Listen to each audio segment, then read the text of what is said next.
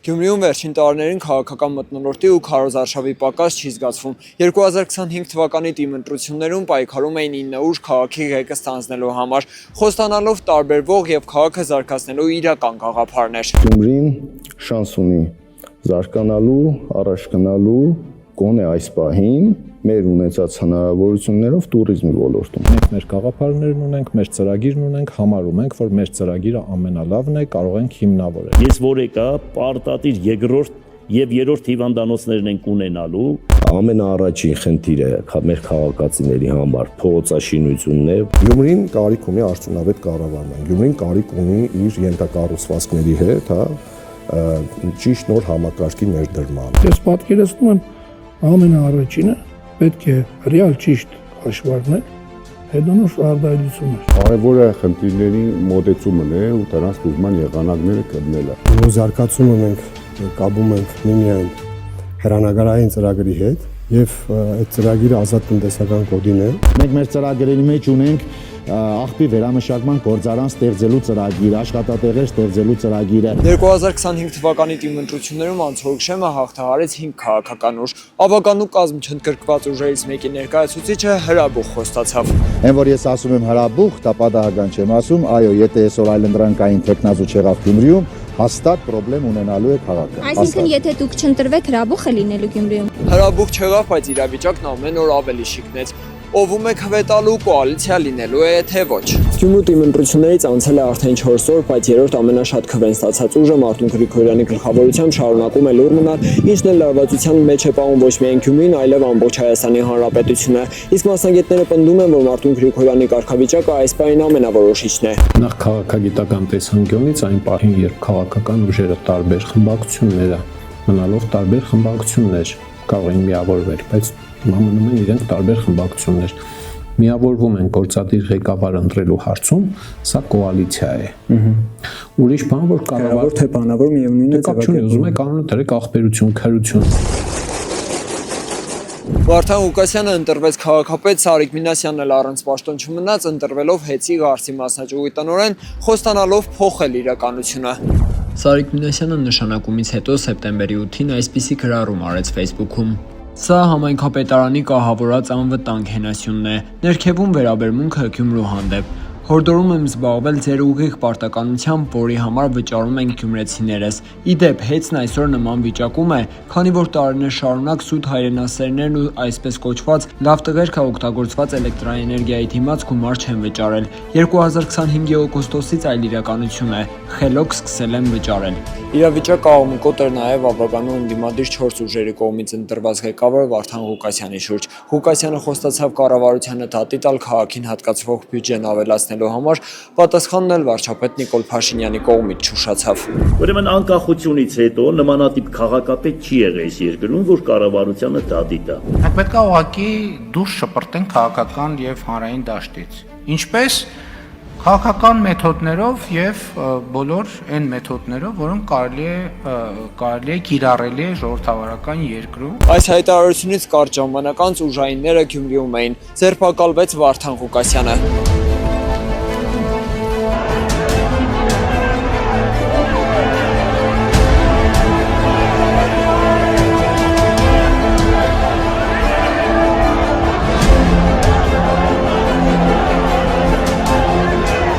Այս պահին քաղաքակապարում է քաղաքապետի առաջին տեղակալը, բայց իրավիճակը շարունակում է պայթյունավետ մնալ։ Կառավարման ճգնաժամ այն կանխագուշակում ՔՊ խմբակցության անդամները։ Հիմա կա կառավարման ճգնաժամ, թե չէ, շները մարդկանց հոշոտում են բառիս ամենալայն իմաստով։ Սա կառավարման ճգնաժամ է, թե ոչ։ Զիբիլը հայտնվում է մարդկանց բնակարաններում։ Սա կառավարման ճգնաժամ է, թե ոչ։ Մուշ թաղամասի աղբավայրը 24 ժամ այրվում է։ Սա կառավարման ճգնաժամ է, թե ոչ։ Եվ կարող եմ այս շարքը անվերջ թվարկել։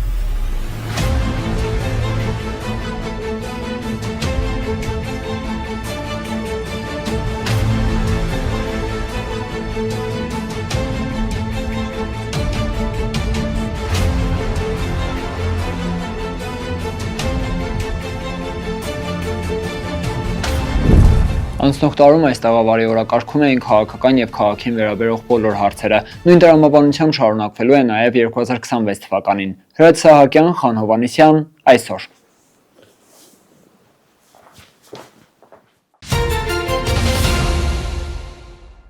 Տարիներ դուք կուկակ հերուներին ու նորից կեշտակ հերուներ։ Ըսպես կերկերթատան ետեղներ լենագանցի, բայց հասկնանք կը սաղի բախտը չի բերե։ Նոր տարվան մնացին հաշված ժամեր կսեին քաղաքական ուղերձներում։ Այս տարին էլ թռավ բան չհասկացանք, կսենք մենք, որովհետև մենք ժամերը չենք հաշվե։ Մենք կհաշվենք ում ջեբը ինչքան փող մնաց կամ չմնաց,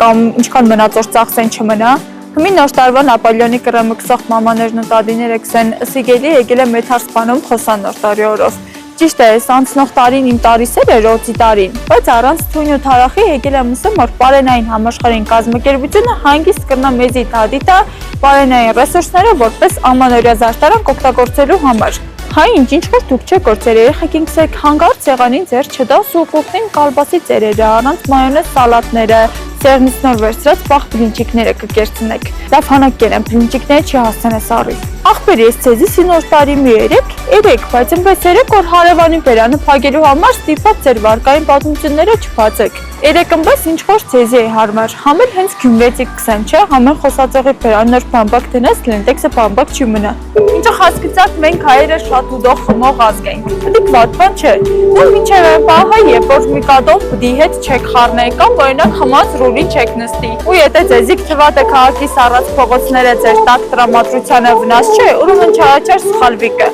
Բայց որ եթե ուտող ու հատկապես խմող մարդ եք, իսկ ան ծախսերի մեջ տաքսու փոխվայեք։ Մեր մեծերը կփաստեն, որ նոր տարին նշելու շատ հայկական ավանդույթներ մի մոռացվել են, բայց մեր բանը մնացել է նույնը, ըդիկ հայավարի քեֆ էնելն է։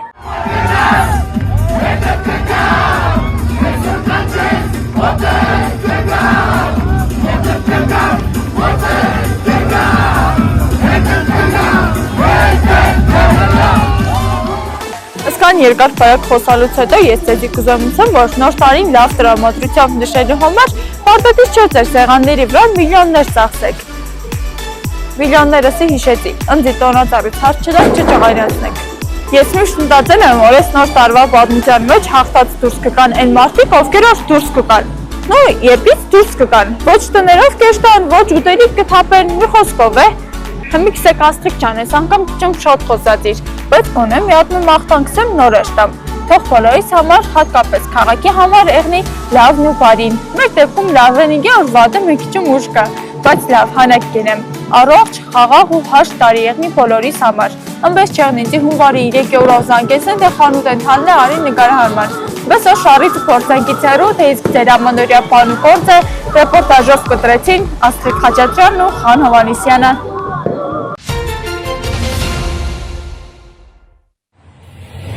2025 թվականը ամփոփում ենք մի ճանապարհահատվածի վրա, որի շինարարության ավարտին վստահաբար անհամբեր սպասում էինք բոլորս։ Հյուսիս-հարավ մեծ լայնամասշտաբ ծրագրի հյուսիսային հատվածում աշտարակից մինչև Գյումրի երթևեկությունը բաց է բոլորիս համար։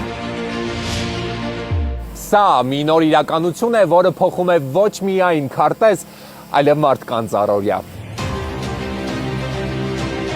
Տարիներ շարունակ երկար ու հոգնեցուցիչ ճանապարհն այսօր դարձել է արագ, հարմարավետ, անվտանգ։ Սա իսկապես իսկական ամանորյա նվեր է հատկապես գյումրեցիների ու Երևանից հյուսիս հաճախ ճամփորդողների համար։ Ճանապարհային դեպարտամենտը պարբերաբար քաղաքացիներից, տարբեր կազմակերպություններից հարցումներ է ստանում Աշտարակ Գյումրի հատվածի ճանապարհահատվածի բացման հետ կապված։ Հիմա ուրախությամբ կարող ենք փաստել, որ երթևեկը դեպի Գյումրի միջազգային օդանավակայան, դեպի Հայաստանի երկրորդ քաղաք ու դեպի սահման, երթևեկության կազմակերպման տեսանկյունից շատ ավելի անվտանգ ու շատ ավելի արագ ժամանակի առումով։ Այս տարվա ընթացքում շինարարները գործն ավարտեցին ու շին տեխնիկան դուրս բերեցին 120 կիլոմետրի 3 ճանապարհահատվածներից։ 2025-ի մարտին երթևեկության համար բացվեց Լանջիկից դեպի Գյումրի 23 կիլոմետրանոց ճանապարհահատվածը։ Հոկտեմբերին Ագարակի պատմահնագիտական հատվածը շրջանցող 8 կիլոմետրանոցը։ Շինարարությունն ավարտված է նաև Երևանից Գյումրի վերջին Ուջանից Թալին 34 կիլոմետր ճանապարհահատվածում։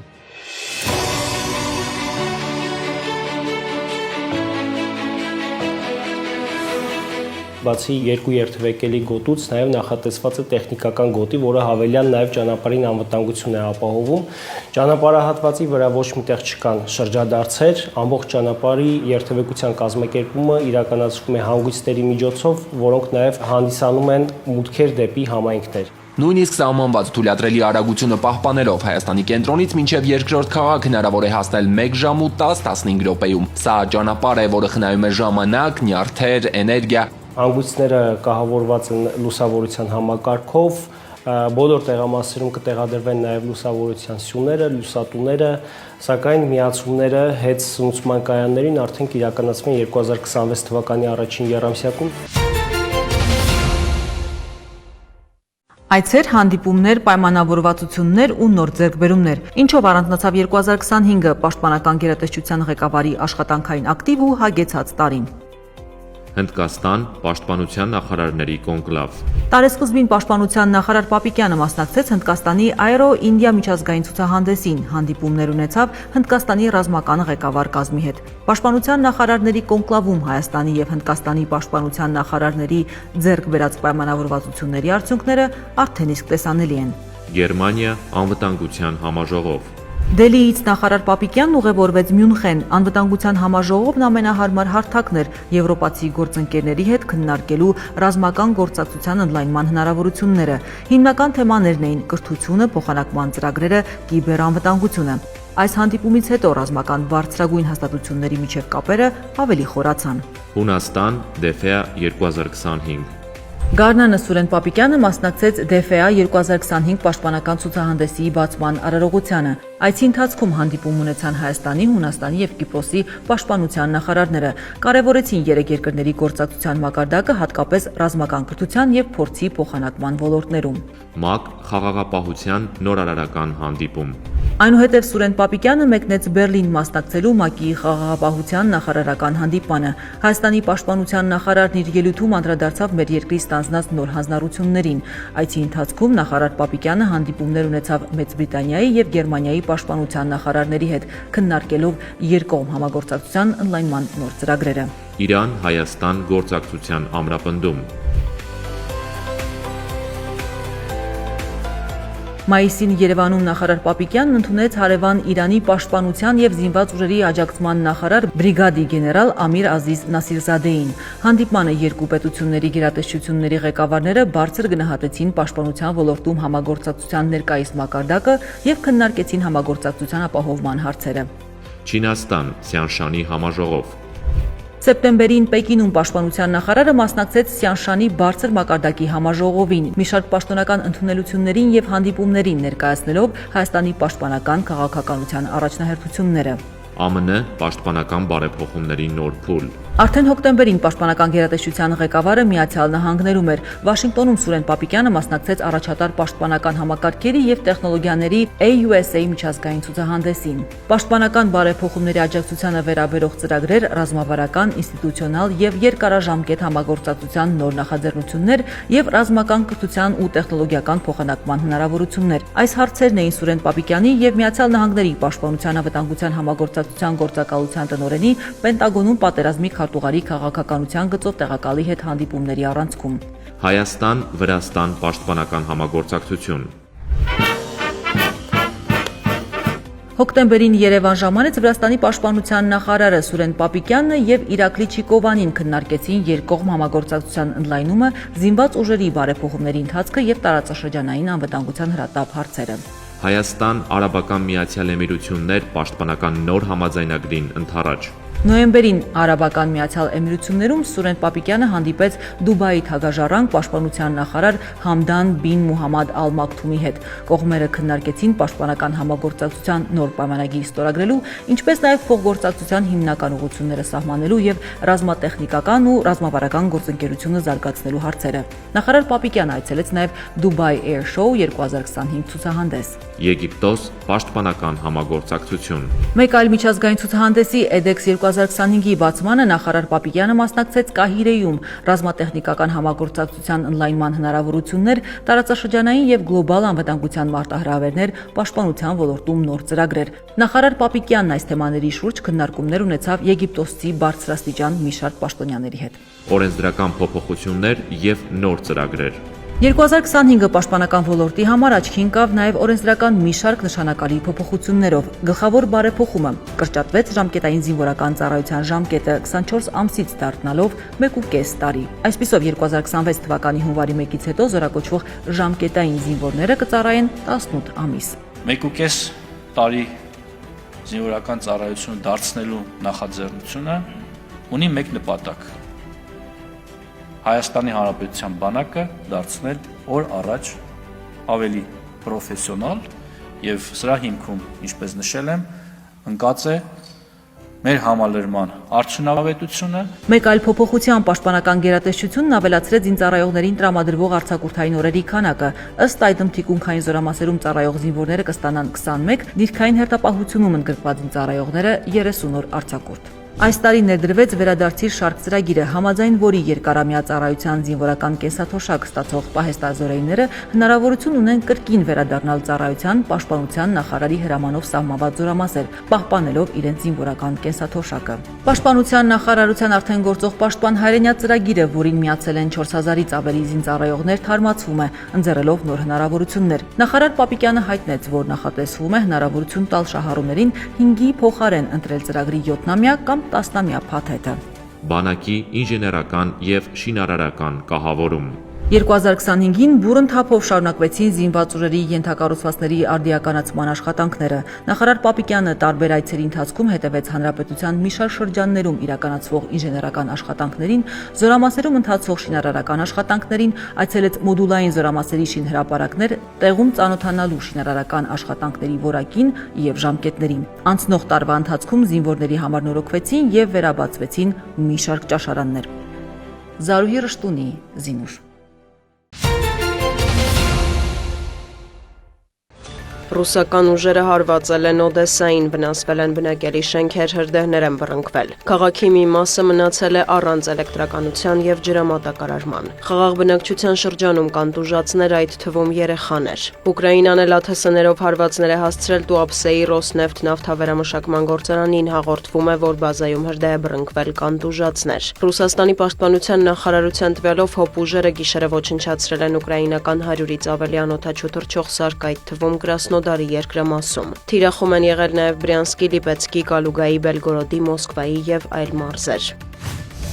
Իրանի եւ Ռուսաստանի նախագահները հեռախոսազրույց են ունեցել։ Թեհրանից հայտնել են, որ Մասուդ Փեզեշքյանը եւ Վլադիմիր Պուտինը քննարկել են երկկողմ գործակցությունը, հարաբերությունների ռազմավարական մակարդակը եւ ընդգծել ավելի վաղ ձեռք բերված պայմանավորվածությունների կյանքի կոչման կարեւորությունը։ Կրեմլից հավելել են, որ օրակարգում են եղել շփումները էներգետիկայի եւ տրանսպորտային ենթակառուցվածքների ոլորտում, Իրանի միջուկային ծրագրի շուրջ ստեղծված իրավիճակը։ Նաեւ ռուսական կողմի ձևակերպմամբ Իսլամական Հանրապետության նախագահը դատապարտել Նովգորոդի մարզում Ռուսաստանի նախագահի նստավայրի վրա ուկրաինական ԱԹՍ-ների հարձակումը։ Զուգահեռ Վոլոդիմիր Զելենսկին հերքել է ՌԴ նախագահի նստավայրի դեմ հարձակում կազմակերպելու մասին Մոսկվայից հնչող հայտարարությունները։ Մեր բանակցային թիմը կապ է հաստատել ամերիկյան թիմի հետ, նրանք ուսումնասիրել են բոլոր մանրամասները եւ մենք հասկանում ենք, որ այդ տեղեկությունը սուտ է, նշել է Ուկրաինայի նախագահը։ Զելենսկին հայտարարել է, որ առաջիկայում տեղի կունենան Կիևի եւ եվրոպացի գործընկերների բանակցությունները նախ խորհրդատվական մակարդակով, այնուհետև նախատեսված է երկրների առաջնորդների հանդիպումը Ֆրանսիայում։ Ուկրաինայի նախագահը մեկնաբանել է Վաշինգտոնի թիմի հետ շփումները, շնորհակալություն հայտնել Դոնալդ Թրամփին ներգրավվածության համար։ Նա հայտնել է, որ Սպիտակ տան հետ քննարկում են պատերազմի դադարեցումից հետո Ուկրաինայում ամերիկյան զորքերի տեղակայման հարցը։ Դա լուրջ քայլ կլիներ անվտանգության երաշխիքների տեսանկյունից, շեշտել է Զելենսկին։ Նա նաև տեղեկացրել է, որ Դոնալդ Թրամփը կօգնի Ուկրաինային հոբ համակարգերով։ Նախագահը հավատացրել է, որ Կիևը հանձնառու է շարունակելու բանակցությունները, ինքն էլ պատրաստ է հանդիպել Ռուսաստանի նախագահ Վլադիմիր Պուտինի հետ ցանկացած ձևաչափով։ Զելենսկին նշել է, որ խաղաղության ծրագրի վերաբերյալ առաջին փաստաթղթերը պատրաստ կլինեն ստորագրման համար արդեն հունվարին։ Նա նաև հույս է հայտնել, որ ԱՄՆ նախագահը կայցելի Ուկրաինա, ինչը օգտակար կլինի երկրի համար։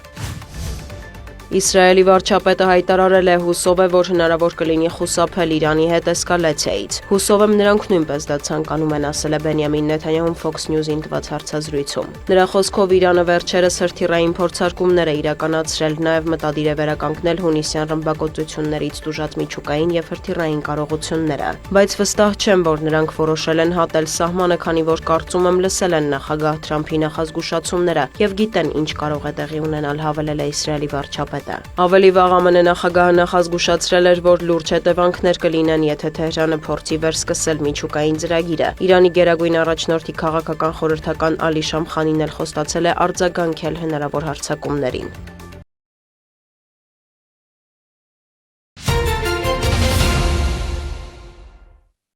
Օրեր առաջ Սյունիք հեռուստաընկերությունը պատմել էր երբեք ձմեռ պապին նամակ չգրած 8 երեխաների մասին։ Նրանք ապրում են Կապանում, վարձակալած փոքրիկ բնակարանում։ Ընտանիքի մայրը շաքարային դիաբետ ունի։ Հայրն աշխատում է, բայց առաջնային կարիքներն այնքան շատ են, որ փոքրիկները չեն էլ համարձակվում բարձրաձայնել երազանքների մասին։ Մենք էինք նրանց հորդորել ամենաթաքուն երազանքները հանձնել թղթին։ Բարև սիրելի ձմեռ պապ, ես երազել եմ ունենալ մանկական կոսմետիկա եւ միկրոֆոն։ Ես անհամբեր սպասել եմ, ուզում եմ ձեր շնորհակալություն հայտնել, եթե իմ երազանքը կատարեք։ Շատ եմ ուզում։ Սիրեմ Լիլիանայից։ Ես Սալալ եմ 10 տարեկան։ Ես ձմեռ պապիկից երազել եմ ունենալ խելացի ժամացույց։ Ես Լիլիանա եմ 14 տարեկան։ Ես ձմեռ պապիկից ուզել եմ տաք հագուստ, մեկ էլ հեռախոս։ Ես Ալեն եմ 15 տարեկան։ Ձմեռ պապից ուզել եմ հեծանիվ մեկ է գրենական։ Երեխաների նամակներին արձագանքել էին շատերը։ Ոմանք նույնիսկ հասցրել էին նվերներ բերել, ոմանք էլ անձամբ էին այցելել նրանց։ Տեսանյութի հրապարակման հաջորդ օրը զանգ ստացանք։ Կապանցի գործարար Տիգրան Միքայելյանը ցանկություն հայտնեց կատարել երեխաների բոլոր երազանքները։ Դրանք իմ քաշերն են, կատապիլերը որքան Տաք հագուստ ու ձմեռային կոշիկներ, հեծանիվ, հեռախոս, ականջակալներ, բարձրախոս ու քանի որ նվիրատուն չգիտեր, թե ինչ քաղցրավենիք է նախընտրում փոքրիկ Մարկը, տարատեսակ կոնֆետներ, թխվածքներ ու հյութեր։ Դրանք բոլորն էլ 2 տարեկան Մարկի սրտով էին։ Նվերներն ուրախացրել էին երեխաներին, նույնիսկ հուզել։ Մայրիկը, որ առաջին նկարահանման ժամանակ հանգիստ խոսում էր, այս անգամ արցունքները մի կերպ զսպեց։ Ոնց դուք կատարեցիք իմ երեխաների երազանքը, Աստված էլ կատարի ձեր երազանքները։ Իրոք ես չէի սպասում սենց անակնկալների, բայց դե շնորհակալ եմ։ Դե ինչ որ գրել եմ բերելա, ինչ որ բանել բերելա շատ է, այդքան նվեր ինձ համար։ Այսօր ես էլ ուրիշ երազանք ունեցա, որ հետագայում ես էլ ինչ որ մեկի ձմեռ պապը լինեմ, որ կարողանամ իր երազանքները կատարեմ։ Մինչև այսօր էլ մենք արձագանքներ ենք ստանում։ Երեխաներին նվերներ անել ցանկանում են շատերը։ Սա միայն մեկ պատմություն էր։ Մի քիչ ավելի ուշադիր լինենք մեր կողքի մարդկանց նկատմամբ։ Ու թող չլինեն մանուկներ, որոնք ամանորը կդիմավորեն առանց նվերների։ Տիգրանուհի Բադալյան, Ռոբերտ Օհանջանյան, Սյունիք լուրեր։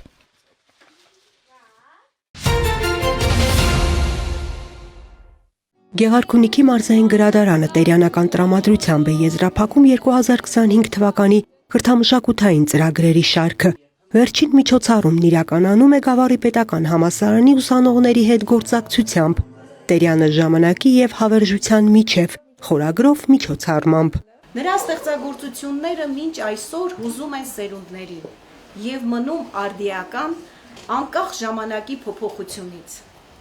Սիրով եմ ընդգծում, որ այսօր այս գեղեցիկ եւ բովանդակալից հանդիպման հեղինակը եւ կատարողները Գավառի պետական համալսարանի ուսանողներն են եւ ուսանողական խորհրդի նախագահ Լաուրա Մանուկյանի գլխավորությամբ։ Սա վկայում է, որ մեր երիտասարդությունը ոչ միայն ճանաչում է ազգային մեծերին, այլ նաեւ ստեղծագործաբար ներկայացնում նրանց ժամանակի շնչով։ Հայ պոեզիան մի նոր քնարականություն, զգացմունքային նոր որակ եւ շունչ ստացավ Վահան Տերյանի գրչի շնորհիվ։ Մեծանուն հայ բանաստեղծի ծննդյան 140-ամյակին նվիրված ցերեկույթի ընթացքում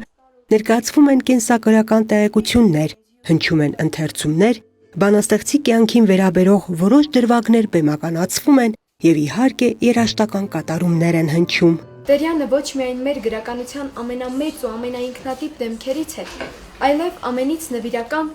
ամենից հարազատ եւ ամենից ջերմորեն սիրված պոետներից։ Նմանատիպ հանդիպումների կարևորությունը շատ մեծ է ուսանողության շրջանում, քանի որ ուսանողները կապ են հաստատում գրադարանի հետ, նման միջոցառումները խրախուսվում է թե գրադարանի կողմից, թե համալսարանի կողմից եւ համագործակցության արդյունքում ուսանողները կարողանում են իրենց սովորածը ավելի հետաքրքիր եւ բովանդակալից կերպով ներկայացնել։ Գավառի պետական համալսարանի եւ մարզային գրադարանի սերտ կապի եւ բարեկամության կամուրջները նոր չեն։ Համատեղ իրականացված միջոցառումները փաստում են, որ կրթական առաքելություն իրականացնելու կոչված այս երկու կառույցներն էլ իրենց ջանքերը համատեղում են իշահ պատանիների եւ երիտասարդների գրքասիրության, կրթության եւ ընդհանուր զարգացման։ Միջոցառումների կազմակերպումը առերեսում է մեզ մեր մեծերի հետ։ Դրանք կլինեն բանաստեղծներ, կլինեն գրողներ, կլինեն նկարիչներ, թե արվեստի այլ բնագավառի գործիչներ, դա առերեսումն է։ Մեր ուսանողները եւ գրադարանը ընդհանրապես վերջին 2-3 տարիների ընթացքում բավականին միջոցառումներ է կազմակերպում եւ ես ուրախ եմ, որ այդ միջոցառումների առանցքը ազգայինն է։ Տերյանին նվիրված միջոցառմամբ Գեղարքունիքի մարզային գրադարանն ամփոփում է ողջ տարվա գործունեությունը։ Այն հագեցած է եղել ջերմ հանդիպումներով, հուզիչ պահերով, գրի ու գրքի կախարդական խորհրդավորությամբ։ Տարվա ընթացքում մարզային գրադարանը եղել է հայտնի եւ սկսնակ ստեղծագործողների ոգեշնչման աղբյուրն ու լավագույն բարեկամը, հանդիսացել է ամենաամուր կամուրջը գրքի ու գրքասերների միջև, ամփոփում է գրադարանի տնօրեն Մարիամ Համբարձումյանը։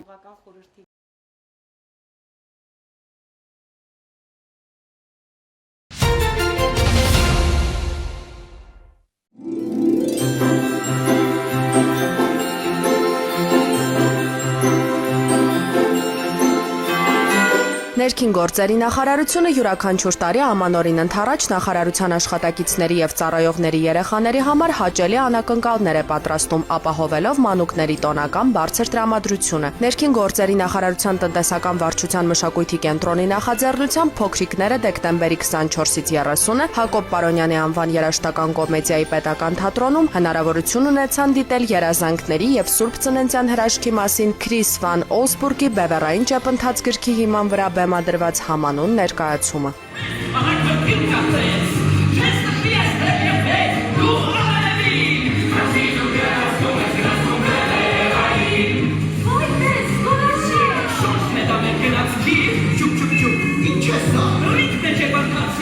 Դահլիճում ամանորյա կախարդանքով լի մթնոլորտ էին ստեղծել թատրոնի դերասանները ինտերակտիվ պարերի, լուսային ու ձայնային էֆեկտների միջոցով։